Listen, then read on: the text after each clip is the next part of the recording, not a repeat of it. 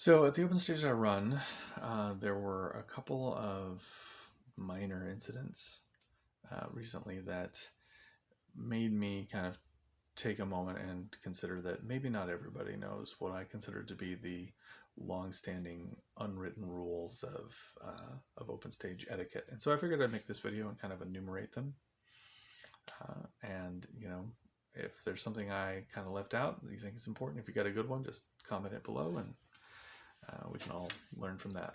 So, and these are rules for player to player. Of course, it'd be great if the civilians in the audience would also kind of learn by example and do these things as well. But take what you can get with non-musicians. But for musicians attending an open stage, I think it really comes down to kind of common sense, golden rule sorts of things. Respect each other, respect the host, respect the venue are the kind of main headings there. And to that end, the first thing is no distractions.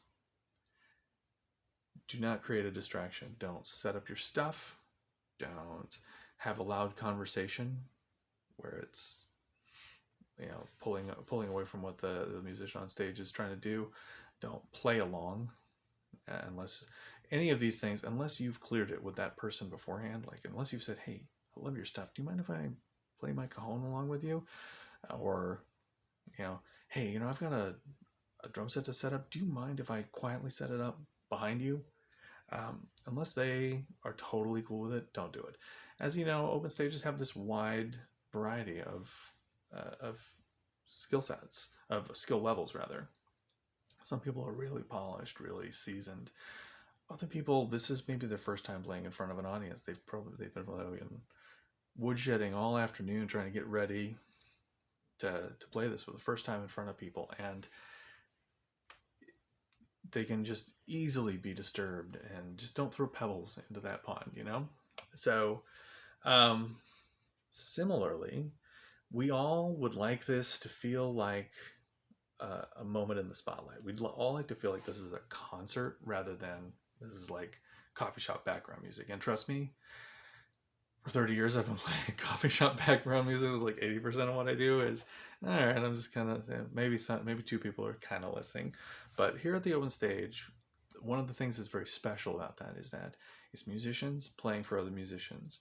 And that can be a moment to have, to really feel some love, to know that people are hearing you, really like hearing what you're doing. So for better or for worse, give some love, feel that love, that we all want that. So do what you can. So, pay as much attention as you can.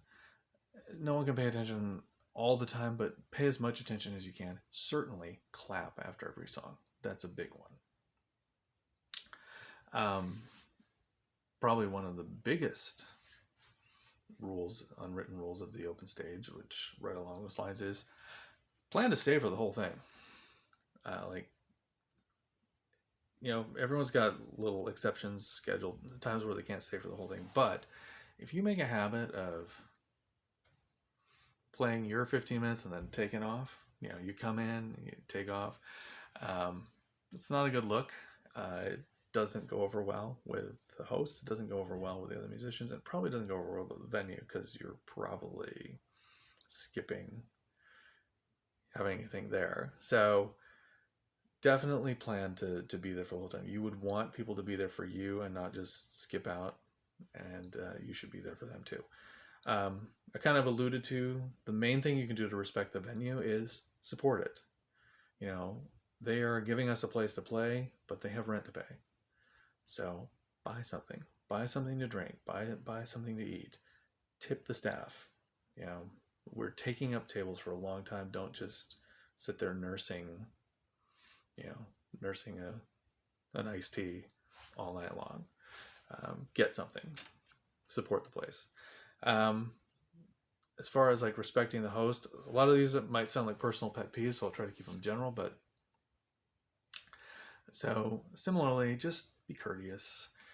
The host has to move really quick, do a lot of things in a hurry to try to get it up and running very quickly, keep it on time, as I've mentioned in other videos. And so in particular, like, it's fine if you need to ask me for something that you need to be your best self, by all means, I'm there to serve you.